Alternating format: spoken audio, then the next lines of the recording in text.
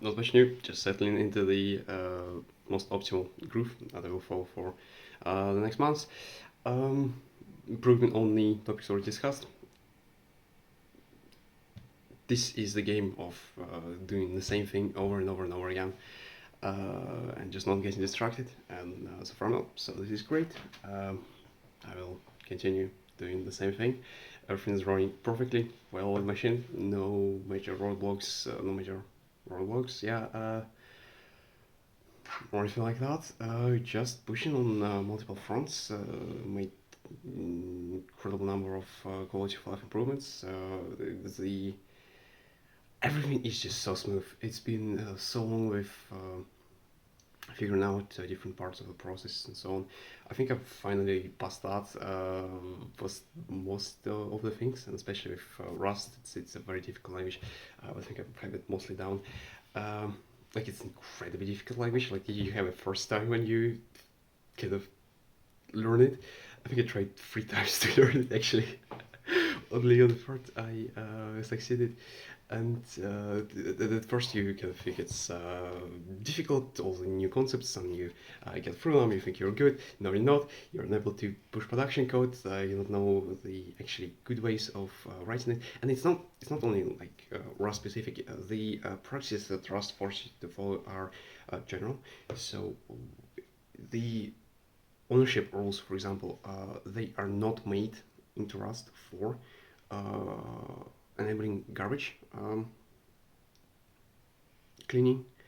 Uh, they are made because they are fundamentally good practices from functional programming, and you get the garbage collection as a bonus just because of how awesome it is fundamentally. So Rust way is the right way in most cases, except for doesn't matter. In most cases, the Rust way is the right way to. So with your suboptimal patterns, many times you will get into large pitfalls, and I did. I killed like two or three repos. Just overload how I had to use Rust, and then you have a whole another learning stage with async Rust, which is its own thing. But async is honestly it's like different language for every single language there is, because of some fundamental problem which I've ranted about the other day. It's insane how similar async is to go to. The problem is exactly the same thing. It's exactly the same break in the control flow, and there are solutions. Actually, I will probably make a library to address it. Um, Currently, there isn't anything. There is rain scopes, but I've looked through libraries. I don't see anything that matches exactly what the primitive that is optimal for working with sync in Rust. So I'll search more. If there is none, I will adopt it and actually write everything to it, because it just changes everything. Honestly, probably we'll have to read through the entirety of the Trio Python codebase. That's the codebase of the guy who invented the actually good way of working with async. But for now, the async is like the whole new language. If you really start going deep into it.